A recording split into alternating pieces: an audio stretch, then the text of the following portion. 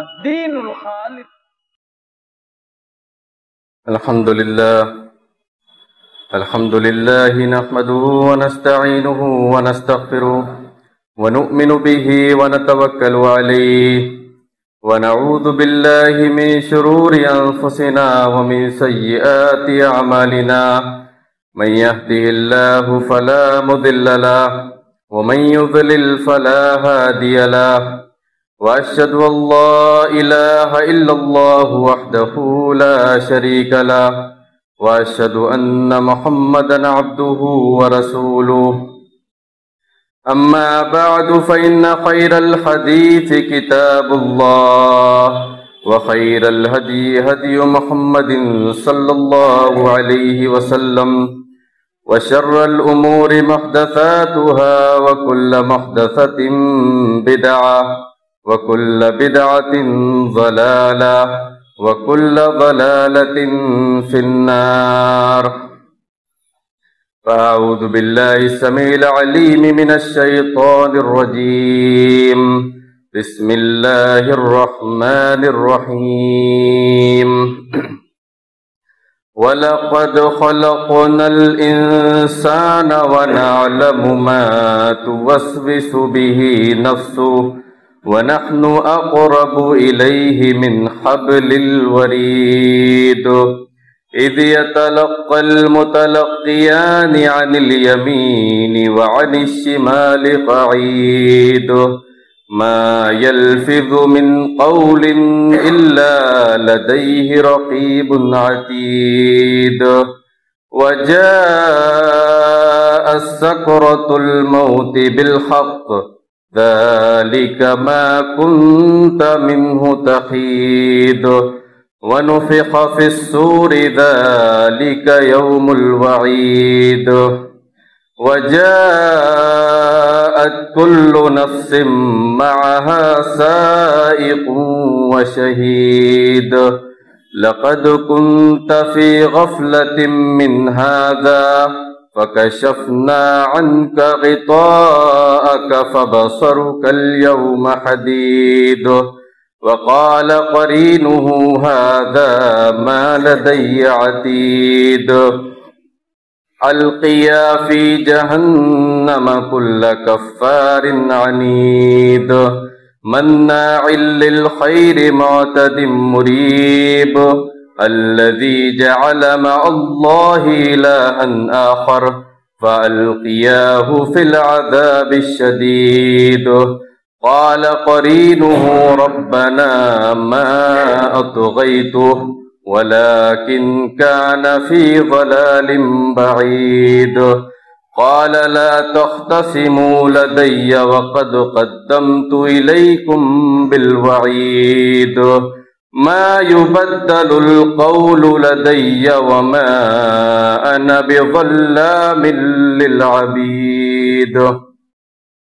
وقال جل شأنه في سورة التوبة: والذين يكنزون الذهب والفضة ولا ينفقونها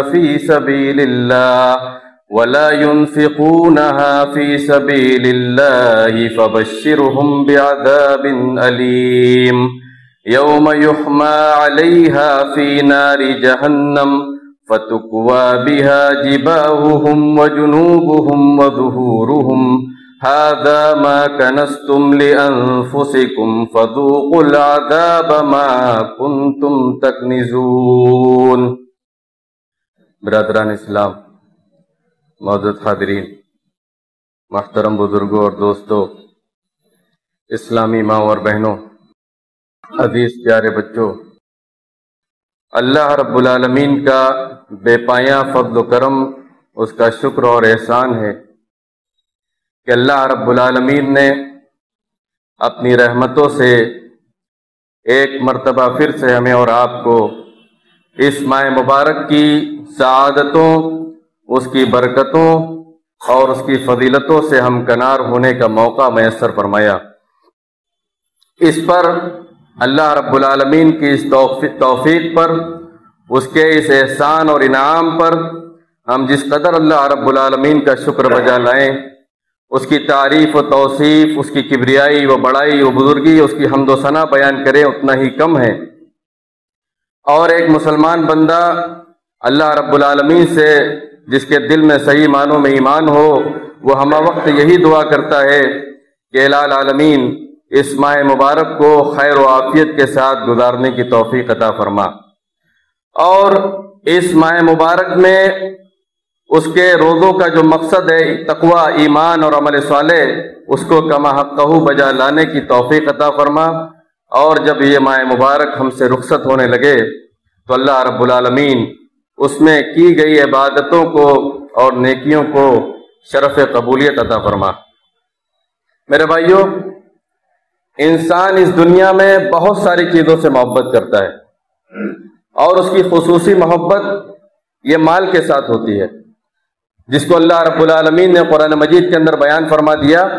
وَتُحِبُّونَ الْمَالَ حُبًّا جَمًّا، اور تم مال سے بہت زیادہ محبت کرتے ہو، وَإِنَّهُ لِحُبِّ الْخَيْرِ لَشَدِيدٌ، اور انسان مال کی محبت میں بہت شدت برتنے والا ہوتا ہے، مال کی محبت اس کے یہاں بہت زیادہ پائی جاتی ہے۔ لیکن ساتھ ہی ساتھ نفس کے توازن کو برقرار رکھنے کے لیے اللہ رب العالمین نے قرآن مجید کے اندر یہ بھی نسخہ بیان فرما دیا کہ مال کی محبت یہ محدود ہونی چاہیے۔ وَمَن يُوقَ شُحَّ نَفْسِهِ فَأُولَٰئِكَ هُمُ الْمُفْلِحُونَ، اور جو نفس کی بخیلی سے اور اس کی کنجوسی سے بچا لیا گیا، در حقیقت وہی کامیاب ہونے والوں میں سے ہیں۔ امام طبری رحمۃ اللہ علیہ نے اپنی تفسیر میں اس لفظ کی وضاحت میں ایک اثر نقل کیا، کہا کہ بری من الشح من ادى الزکاۃ وقر الضیف واعطى في النائبہ، کہا کہ وہ شخص شح یعنی نفس کی بخیلی سے، اس کی کنجوسی سے بری ہو گیا، بچ گیا، جس نے صحیح معنوں میں زکوٰۃ ادا کر دی، اور جس نے مہمان کی مہمان نوازی کی، اور مصیبت و پریشانی کے وقت اپنے مسلمان بھائی کی مدد کی، اس کو کچھ پیسے دیے۔ تو جب ہمارے اندر مال کی محبت یہ محدود ہوگی، تب ہم اللہ رب العالمین کے راستے میں مال خرچ کرنے کے بارے میں سوچیں گے، اور اگر مال کی محبت ہمارے اندر محدود نہیں ہوگی، مال کی محبت بہت زیادہ ہوگی، تو نبی کریم صلی اللہ تعالی علیہ وسلم نے یہ بھی بیان فرما دیا گزشتہ قوموں کے بارے میں، ان کی ہلاکت و بربادی کا سبب، کہا کہ وَاتَّقُوا الشُّحَّ فَإِنَّ الشُّحَّ أَهْلَكَ مَنْ كَانَ قَبْلَكُمْ، کہا کہ تم شح یعنی بخیلی کرنے سے، کنجوسی کرنے سے بچو۔ یہ نفس کی بخیلی، اللہ رب العالمین نے جو تمہیں مال و دولت دیا، اس میں دوسروں کے حقوق کو اللہ رب العالمین نے آپ کے پاس مقرر کر دیا، تو ان کے حقوق کی ادائیگی کما حقہ آپ کو کرنا ہی کرنا ہے۔ اگر آپ ایسا نہیں کرتے ہیں اور اپنے نفس کی بخیلی سے اپنے آپ کو نہیں بچاتے ہیں، فَإِنَّ الشُّحَّ أَهْلَكَ مَنْ كَانَ قَبْلَكُمْ، تو اس نفس کی بخیلی نے، کنجوسی نے تم سے پہلے کی قوموں کو، تم سے پہلے کے لوگوں کو تباہ و برباد کر دیا، ہلاک کر دیا۔ تو میرے بھائیوں، یہ مال کو اللہ رب العالمین نے اپنا مال کہا، وَآتُوهُم مِّن مَّالِ اللَّهِ الَّذِي آتَاكُمْ، اور تم اللہ رب العالمین کے مال میں سے ان کو دو جس کو اللہ رب العالمین نے تمہیں دیا ہے۔ کوئی انسان، کوئی آدمی یہ نہ سمجھے کہ وہ مالدار ہے اور مال اس کا مال ہے۔ اللہ رب العالمین نے عارضی طور پر اس کو مال دیا ہے، اور اس کے مال میں دوسروں کے حقوق کو بھی اللہ رب العالمین نے مقرر فرما دیا ہے، جو صاحب نصاب ہیں۔ اور جو شخص اس مال کو پا کر کے سمجھتا ہے کہ میں مالدار ہوں، تو اللہ رب العالمین کی اس آیت کریمہ کو اسے یاد کر لینا چاہیے، یا ایھا الناس انتم الفقراء الی اللہ واللہ هو الغنی الحمید، اے لوگو تم سب کے سب اللہ رب العالمین کے محتاج ہو، تم سب کے سب فقیر ہو، واللہ هو الغنی الحمید، مالدار اور غنی، بے نیاز، حقیقت میں صحیح معنوں میں یہ اللہ رب العالمین کی ذات بابرکات ہے، ذات وحدہ لا شریک ہے، اور وہ قابل تعریف ہے، تعریفوں والا ہے۔ نبی کریم صلی اللہ تعالی علیہ وسلم نے واضح انداز میں یہ ارشاد فرمایا کہ لیس الغنی غنی المال، مالداری یہ مال سے نہیں تولی جاتی ہے اور ناپی جاتی ہے، انما الغنی غنی النفس، مالداری یہ نفس کی مالداری ہوتی ہے۔ تو جو شخص اپنے نفس کی مالداری کو پا لے گیا اور صحیح معنوں میں مال کو جو اللہ نے اس کے پاس متعین کیا، اس کے حقوق کو ادا کر لے گیا، صحیح معنوں میں وہی مالدار ہے اور وہی کامیاب ہونے والوں میں سے۔ اس رمضان مبارک کے مہینے میں نبی کریم صلی اللہ تعالی علیہ وسلم کی سنت مبارکہ اور عادت مبارکہ ہوا کرتی تھی سیئین کی روایت میں حضرت عبداللہ بن عباس رضی اللہ تعالیٰ عنہما اس حدیث کے راوی ہیں، فرماتے ہیں کہ کان النبی صلی اللہ علیہ وسلم اجود الناس بالخیر، نبی کریم صلی اللہ تعالی علیہ وسلم خیر و بلائی کے معاملے میں، مال خرچ کرنے کے معاملے میں، صدقات و خیرات کو نکالنے کے معاملے میں، اللہ رب العالمین کے راستے میں لوگوں کی مدد کرنے کے معاملے میں، لوگوں کو پیسے وغیرہ اور جو ساز و سامان ہوا کرتے تھے وہ دینے کے معاملے میں سب سے زیادہ سخی اور فیاض تھے۔ وَكَانَ أَجْوَدَ مَا يَكُونُ فِي رمضان، اور آپ کی سخاوت و فیاضی یہ رمضان المبارک کے مہینے میں اور زیادہ بڑھ جایا کرتی تھی۔ حین یلقاہ جبریل، جب حضرت جبریل علیہ السلام آپ سے ملاقات کرتے تھے۔ وَكَانَ جِبْرِيلُ يَلْقَاهُ فِي كُلِّ لَيْلَةٍ مِّن رمضان يَعْرِضُ عَلَيْهِ النَّبِيُّ صلی اللہ علیہ وسلم القرآن، نبی کریم صلی اللہ تعالی علیہ وسلم سے حضرت جبریل علیہ السلام رمضان مبارک کی ہر رات میں ملاقات کرتے تھے، اور آپ صلی اللہ تعالی علیہ وسلم انہیں قرآن سناتے تھے، قرآن کا دور ان کے ساتھ کیا کرتے تھے۔ فَإِذَا لَقِيَهُ جِبْرِيلُ كَانَ أَجْوَدَ بِالْخَيْرِ مِنَ الرِّيحِ الْمُرْسَلَةِ، اور جب حضرت جبریل علیہ السلام آپ سے ملاقات کرتے تھے تو آپ خیر و بلائی کے معاملے میں تیز ہواؤں سے بھی زیادہ آپ سخی و فیاض ہو جاتے تھے، سخاوت و فیاضی کا اور دریا دلی کا ثبوت دینے والے بن جاتے تھے۔ یعنی محدثین نے اس حدیث کی وضاحت و شرح میں یہ لکھا ہے، کوئی بھی سائل آتا تھا مانگنے والا، نبی کریم صلی اللہ تعالی علیہ وسلم کبھی اس کو لوٹاتے نہیں تھے، منع نہیں کرتے تھے۔ تو میرے بھائیوں، اس سنت کو زندہ کرنے کا یہ رمضان مبارک کا مہینہ بہت غنیمت مہینہ ہے، جس میں نبی کریم صلی اللہ تعالی علیہ وسلم کی سنت کو زندہ کیا جا سکتا ہے۔ تو مال کی محبت میں یہ کہہ رہا تھا کہ محدود ہونی چاہیے۔ جب مال کی محبت اس کے دلوں میں محدود ہوگی، اس کے نفس میں محدود ہوگی، تو اللہ رب العالمین کے راستے میں وہ خرچ کرنے کے بارے میں سوچے گا۔ اور مال کا یہ نظام اسلام میں اجتماعی نظام بھی ہے اور انفرادی نظام بھی۔ انفرادی نظام یہ ہے کہ کسی شخص کو بھی کسی بھی لمحہ کسی بھی وقت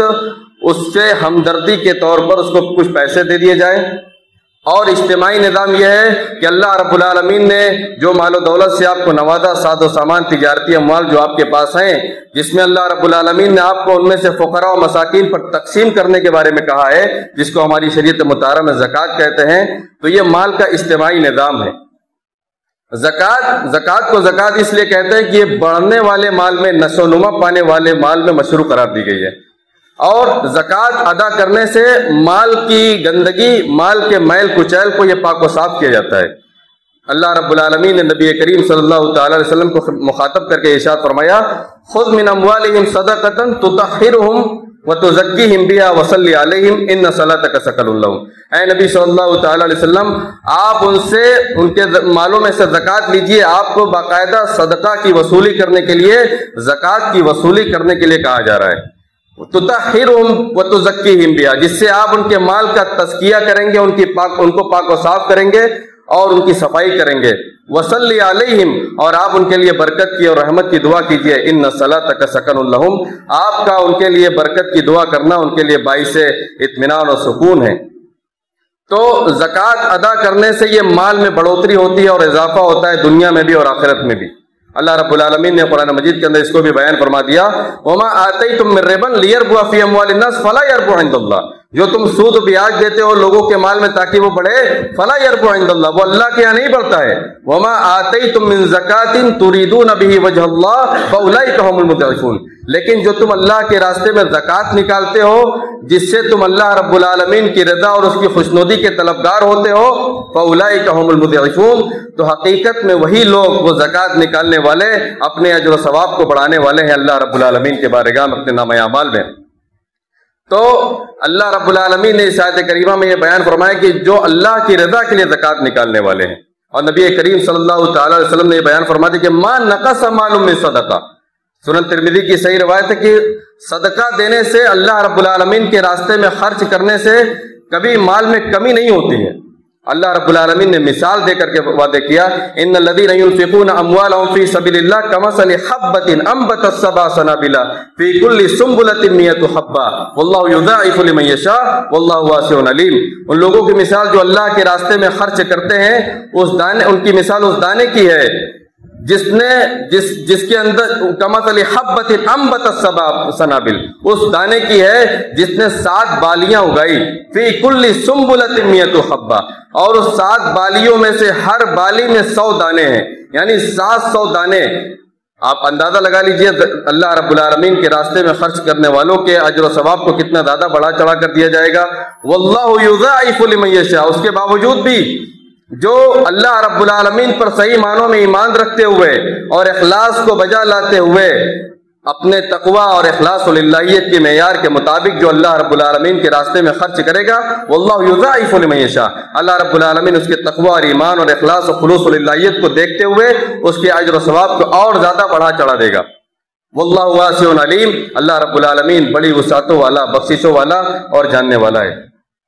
تو نبی کریم صلی اللہ تعالی علیہ وسلم کو اللہ رب العالمین نے باقاعدہ صدقہ کی وصولی کرنے کے لیے حکم دیا کہ یہ اس کا ایک اجتماعی نظام ہونا چاہیے. یہ افراد پر انفرادی طور پر ان کے متعین ان کے سپرد نہیں کر دیا گیا کہ وہ جس طرح چاہیں زکوٰۃ کو نکالے اپنی مرضی کے مطابق، بلکہ اس کا ایک اجتماعی نظام ہونا چاہیے جس کے مطابق اس کو برتا جانا چاہیے، اور اس کے لیے بیت المال کا ہونا ضروری ہے. بیت المال جو ذمہ داران ہیں جمعیت اور جماعت کے، ان کے حوالے آپ کو مال کرنا ہے، اور ان کی ذمہ داری ہے کہ وہ مستحقین تک آپ کے مال کو پہنچائے. آپ بری ذمہ ہو جائیں گے. اور یہ مال صدقات و خیرات کا یہ کن لوگوں کو دیا جانا چاہیے، اس کے مستحقین کون ہیں؟ اللہ رب العالمین نے سورہ توبہ میں اس کو بے بیان فرما دیا. انما الصدقات للفقراء والمساکین والعاملین علیہا والمؤلفۃ قلوبهم وفی الرقاب والغارمین وفی سبیل اللہ وابن السبیل فریضۃ من اللہ واللہ علیم حکیم. کہا کہ یہ صدقات و خیرات، زکوٰۃ کا مال، اس کے مستحقین یہ 8 لوگ ہیں. 8 قسم کے لوگ اللہ رب العالمین نے اس آیت کریمہ میں بیان فرمایا. ایک تو فقراء فقیر، مساکین مسکین لوگ، والعاملین علیہا تیسرے جو اس صدقات و خیرات کی وصولی کرنے کے لیے متعین کیے گئے ہیں، جن کو زکوٰۃ وصول کرنے کے لیے لگایا گیا ہے، عاملین علیہا، اور ان کے اخراجات کو بھی اسی زکوٰۃ کی رقم سے ہی وصول کیا جائے گا اور اس کو دیا جائے گا. والمؤلفۃ قلوبہم، اور نبی صلی اللہ تعالی علیہ وسلم کے بعد اسلام پر تالیف قلب کے لیے جو اسلام کی طرف مائل ہونے والے ہیں یا اس کی طرف راغب ہیں، ان کو اسلام میں کوئی دلچسپی ہے تو ایسے لوگوں کو زکوٰۃ کے مال سے پیسہ دینا جائز ہے. اور اس میں علماء کے درمیان اختلاف ہے، لیکن ایک جماعت نے کہا ہے کہ نبی کریم صلی اللہ تعالی علیہ وسلم نے فتح مکہ کے بعد بھی کچھ لوگوں کو تالیف قلب کے لیے اسلام کی طرف ان کو مائل کرنے کے لیے کچھ پیسے دیے تھے، تو اس طرح بھی زکوٰۃ کے پیسے کو تالیف قلب کے لیے غیر مسلموں کو دینا جائز ہے. وفی الرقاب، گردن آزاد کرانے میں اور قرض داروں کو، جو قرض دار ہیں ان کو بھی صدقات و خیرات کے مال سے دیا جا سکتا ہے تاکہ وہ اپنے قرض کی ادائیگی کر لے. وفی سبیل اللہ وابن السبیل، اللہ رب العالمین کے راستے میں اور مسافر کو. اللہ رب العالمین کے راستے میں سے مراد یہ ہے کہ آپ مدرسوں میں جلسے و جلوس کی جو کمیٹیاں بنی ہوئی ہیں اتحاد کے نام پر، اور جو بھی تنظیمیں بنی ہوئی ہیں موجودہ وقت میں، ان کو آپ زکوٰۃ کا مال اور زکوٰۃ کا پیسہ دے سکتے ہیں. اچھا، یہ 8 مصارف جو اللہ رب العالمین نے قرآن مجید کے اندر زکوٰۃ کے مستحقین کے بیان فرما دیا ہے، ان میں سے کسی ایک کو بھی دوسرے کی طرف منتقل کرنا یا اس سے تجاوز کرنا، اس میں کمی بیشی کرنا یہ جائز نہیں ہے. فلا یجوز صرفها الی غیرہ، جو مفسرین ہیں تفسیر لکھنے والے، انہوں نے اس الفاظ کو نقل کیا ہے، فلا یجوز صرفها الی غیرہ، اس 8 مصارف کو کسی دوسرے کی طرف منتقل کرنا، اس کو صرف کرنا یہ جائز نہیں ہے. اچھا، زکوٰۃ کن مال میں واجب ہوتی ہے؟ ظاہر سی بات ہے جو تجارت کی اموال ہے، تجارتی مال، اس میں بھی جو سامان جس کو ہم نفع کی غرض سے، فائدے کی غرض سے رکھتے ہیں، جس کو وقت آنے پر ہم مناسب قیمت میں فروخت کریں گے، ان تمام اشیاء میں یہ زکوٰۃ واجب ہے. اسی طرح سونے اور چاندی میں بھی. اموال تجارت میں زکوٰۃ کی دلیل حضرت سنن ابو داؤد کی روایت ہے، جس کو دیگر محدثین نے اس کے تمام طرق کو جمع کر کے اس حدیث کو صحیح کہا ہے، اور اس کی صحیح سند بھی موجود ہے. صحابہ سے پوچھا گیا تو انہوں نے کہا کہ کان النبی صلی اللہ علیہ وسلم یامرنا ان نخرج صدقات مما نعد للبیع، کہا کہ نبی کریم صلی اللہ تعالی علیہ وسلم ہمیں حکم دیا کرتے تھے کہ ہم اپنے مالوں کی زکوٰۃ ان چیزوں میں سے نکالیں جس کو ہم تجارت کے لیے بیچنے کی غرض سے رکھا کرتے تھے، اس کو تیار کرتے تھے. تو مما نعد للبیع کے الفاظ کو بیان کر کے نبی کریم صلی اللہ تعالی علیہ وسلم نے یہ واضح کر دیا کہ زکوٰۃ کا مال جو سونا اور چاندی کے علاوہ جتنی بھی چیزیں ہیں، وہ سامان، اشیاء، ان تمام چیزوں میں زکوٰۃ واجب ہے. اگر وہ اموال ضروریہ نہیں ہے، یعنی ضرورت کی اگر وہ چیزیں نہیں ہیں، وہ نفع کی غرض سے اگر رکھی جائیں تو اس میں زکوٰۃ نکالنا یہ واجب ہے. امام ابن المنذر رحمۃ اللہ علیہ نے علماء کا اجماع نقل کیا ہے کہ اموال تجارت میں یہ زکوٰۃ واجب ہے. اور امام بخاری رحمۃ اللہ علیہ نے اور تمام محدثین نے اپنی اپنی کتابوں میں جو فقہی ابواب پر حدیثوں کی کتابیں مرتب کی گئی ہیں اس میں اموال تجارت میں سامان تجارت میں زکوٰۃ کے وجوب کا باب بھی باقاعدہ محدثین نے لکھا ہے اور اس کی تبویب کی ہے۔ تو امام منذر رحمۃ اللہ علیہ نے اکثر علماء کا اجماع نقل فرمایا ہے کہ اموال تجارت میں یہ زکوٰۃ نکالنا یہ واجب و ضروری ہے۔ اور سونے اور چاندی، سونا کا جو نصاب نبی کریم صلی اللہ تعالی علیہ وسلم نے متعین فرمایا 20 دینار، 1 دینار موجودہ وقت کے حساب سے اس کا وزن ہے 4.25 گرام کے اعتبار سے اس کا وزن بنتا ہے 1 دینار کا۔ اس طور پر آپ اس کو جوڑ سکتے ہیں، اس کا حساب لگا سکتے ہیں کہ 20 دینار کا یہ وزن 85 گرام سونے کے برابر یہ بنتا ہے۔ اور یعنی 85 گرام خالص سونا جس کے پاس ہے، خالص سونا، اور اس پر 1 سال گزر جاتا ہے اور 85 گرام کے نصاب کو وہ پہنچ جاتا ہے تو اس کے سونے میں زکوٰۃ واجب ہے، اس کو 2.5% زکوٰۃ نکالنا واجب و ضروری ہے۔ اسی طرح چاندی کے نصاب نبی کریم صلی اللہ تعالی وسلم کی حدیث مبارکہ میں جو بیان فرمایا گیا اس کا جو وزن بنتا ہے موجودہ وقت کے حساب سے، رائج الوقت کے وزن کے حساب سے 595 گرام چاندی میں اگر کسی کے پاس 595 گرام چاندی ہے اور اس پر 1 سال گزر جاتا ہے تو اس پر 2.5% اللہ کے راستے میں زکوٰۃ نکالنا واجب و ضروری ہے۔ اور زکوٰۃ اس کے مستحقین تک جو 8 مصارف ہیں جو اللہ نے بیان فرمائے ان تک پہنچانا یہ لازم و ضروری ہے۔ اسی طرح جو ہمارے پاس کیش ہوتے ہیں، روپیہ پیسہ، بینک بیلنس جو ہم گھروں میں جمع کر کے رکھتے ہیں یا بینکوں میں جو ہمارے پیسے جمع رہتے ہیں، اس کا اعتبار چاندی کے نصاب کے اعتبار سے کیا جائے گا۔ یعنی چاندی کی جو قیمت ہے 595 گرام چاندی کی جو قیمت بنتی ہے اس قیمت کے برابر، قیمت کے وزن کے برابر یا اس کے برابر ہمارے پاس پیسہ ہے، روپیہ ہے، کیش ہے، بینک بیلنس ہے، تو اس کا اعتبار کر کے، چاندی کے نصاب کا اعتبار کر کے 1 سال اگر اس پر گزر جاتا ہے تو اس میں سے ہمیں 2.5% یا زکوٰۃ نکالنا واجب و ضروری ہے۔ اسی طرح جو زیورات ہیں، زیورات کے تعلق سے صاحب میرات علامہ عبید اللہ رحمانی محدث رحمانی رحمۃ اللہ علیہ نے اپنی کتاب میرات المفاتح شرح مشکات المصابیح میں یہ ذکر کیا ہے کہ زیورات میں یہ زکوٰۃ نکالنا واجب ہے۔ اور ان کے استاد صاحب تحفہ نے بھی، عبدالرحمن محدث مبارک پوری رحمۃ اللہ علیہ نے بھی یہ کہا ہے کہ زیورات میں زکوٰۃ نکالنا یہ واجب ہے۔ اور یہی بات نواب صدیق حسن خان رحمۃ اللہ علیہ نے، جن کی کتاب الروضۃ الندیہ ہے اور بہت ساری کتابوں کے مصنف ہیں، انہوں نے بھی اسی بات کو نقل کیا ہے اور ذکر کیا ہے۔ اور اسی طرح مولانا نذیر احمد رحمانی رحمۃ اللہ علیہ جو اہل حدیث کے کبار علماء اہل حدیث میں شمار کیے جاتے ہیں، ان سبوں کا یہی کہنا ہے اور یہی ان کا مسلک ہے کبار علماء اہل حدیث کا کہ زیورات میں زکوٰۃ یہ واجب ہے۔ ان کے دلائل کیا ہیں؟ سنن ابو داؤد کی روایت جس کو علامہ البانی نے حسن کہا ہے کہ ایک عورت نبی کریم صلی اللہ تعالی علیہ وسلم کے پاس آئی اپنی بچی کو لے کر کے، اس کے 2 ہاتھ میں سونے کے 2 کنگن تھے، تو نبی کریم صلی اللہ تعالی علیہ وسلم نے اس سے پوچھا اتؤدین زکاتہ،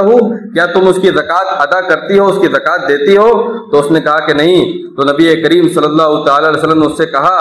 ایسرکی ان یصورک اللہ بہما سوارین من نار، کیا تمہیں یہ بات پسند ہے، تم یہ چاہتی ہو کہ اللہ رب العالمین اس سونے کے 2 کنگن کے عوض اس کے بدلے تمہیں آگ کے 2 کنگن پہنائے؟ تو اس نے کہا کہ نہیں۔ فخلعتهما والقتهما الى رسول اللہ صلی اللہ علیہ وسلم، تو اس نے اپنے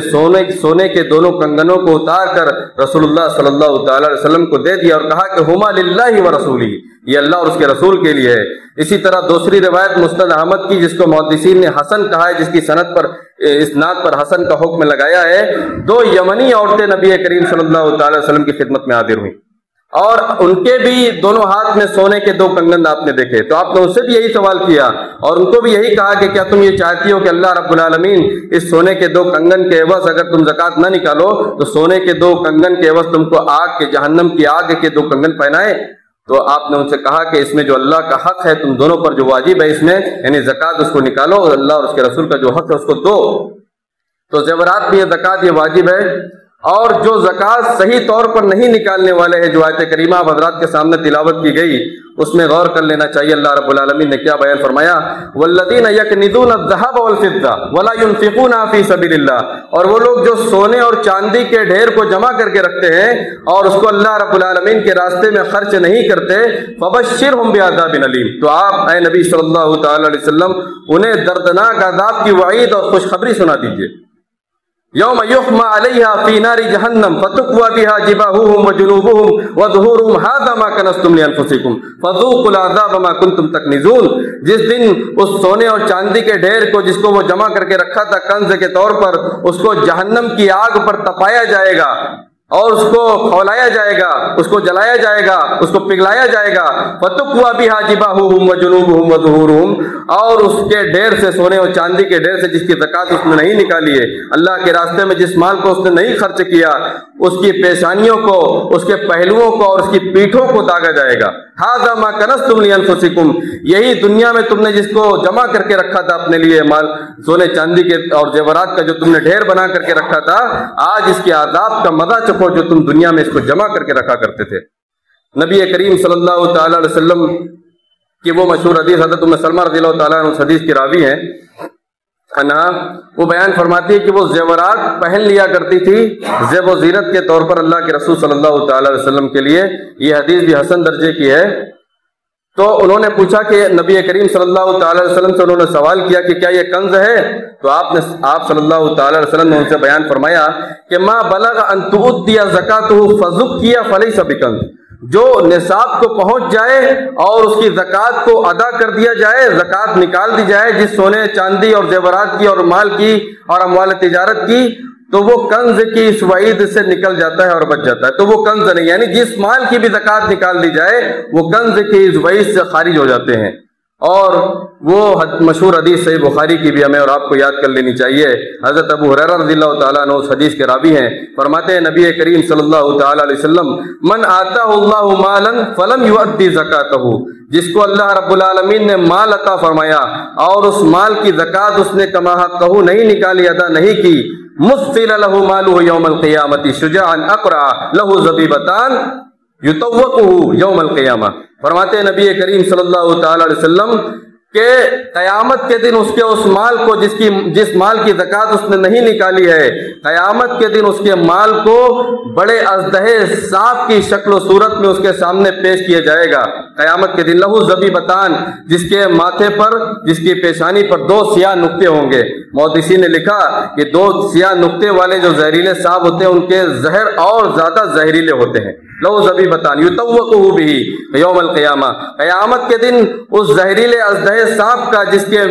پیشانی پر 2 سیاہ نقطے ہوں گے، جو انتہائی زہریلا سانپ ہوگا، اس کو قیامت کے دن طوق پہنایا جائے گا اس وجہ سے کہ اس نے اپنے مال کی زکوٰۃ ادا نہیں کی۔ اور وہ وَيَأْخُذُ بِلِحْزِمَتَيْهِ اے بِشِدَّتِهِ، نبی کریم صلی اللہ تعالی علیہ وسلم نے فرمایا کہ اس کے دانتوں کے، اس کے گالوں کے جبڑوں کو وہ پکڑے گا اور اس سے کہے گا انا مالک انا کنزک، میں تمہارا مال ہوں، میں تمہارا کنز ہوں جس کو دنیا میں تم نے جمع کر کے رکھا تھا۔ اور نبی کریم صلی اللہ تعالی علیہ وسلم نے اس آیت کریمہ کی تلاوت فرمائی، وَلَا يَحْسَبَنَّ الَّذِينَ يَبْخَلُونَ بِمَا آتَاهُمُ اللَّهُ مِنْ فَضْلِهِ وَخَيْرٌ لَّهُمْ بَلْ هُوَ شَرٌّ لَّهُمْ سَيُطَوَّقُونَ مَا بَخِلُوا بِهِ يَوْمَ الْقِيَامَةِ، اور وہ لوگ یہ نہ سمجھے جو بخیلی کرتے ہیں اللہ رب العالمین کے راستے میں، جو اللہ نے انہیں مال و دولت دیا اپنے فضل و کرم سے، وہ اس کے راستے میں خرچ نہیں کرتے اور بخیلی سے کام لیتے ہیں، وہ یہ نہ سمجھے کہ ان کے لیے بہتر ہے، بل ہوا شر لہم، ان کے حق میں بہت برا ہونے والا ہے، سیطوقون ما بخلوا به یوم القیامہ، اور ان کی اس بخیلی کا قیامت کے دن ان کو طوق پہنایا جائے گا۔ اس حدیث کی وضاحت میں نبی کریم صلی اللہ تعالی وسلم نے اس آیت کریمہ کی تلاوت فرمائی۔ اللہ رب العالمین سے دعا ہے الہ العالمین تو ہم تمام مسلمانوں کو صحیح معنوں میں اسلام ایمان پر کو سمجھنے کی توفیق عطا فرما، صحیح معنوں میں زکوٰۃ کو کما حقہ ادا کرنے کی توفیق عطا فرما۔ الہ العالمین تو رمضان مبارک کے مہینے کے روزوں کے جو مقصد ہے ایمان، تقوی، اخلاص، صحیح معنوں میں ہمارے دلوں کے اندر رچا دے، بسا دے۔ الہ العالمین اس ماہ مبارک میں جو بھی ٹوٹی پھوٹی نیکی ہم سر انجام دے، رب العالمین تو اس کو شرف قبولیت بخش، رب العالمین صحیح معنوں میں ہمارے دلوں کے اندر اخلاص اور تقوی پیدا کر دے۔ رب العالمین ہم میں سے جو بیمار ہیں رب العالمین تو ان کے لیے شفاء کاملہ و عاجلہ کی سبیل پیدا کر دے۔ رب العالمین جو برسر روزگار ہیں رب العالمین تو غیب سے ان کی مدد فرما۔ رب العالمین جو تہی دامہ ہیں رب العالمین تو ان کے لیے رزق حلال کے دروازے کشادہ فرما دے، اور جب تک اس سانسوں کے دور کو باقی رکھ تو کلمہ توحید لا الہ الا اللہ کے تقاضے کے مطابق ہمیں زندہ رکھ، اور جب ہماری سانسوں کے اس دور کے ٹوٹنے کا وقت آئے تو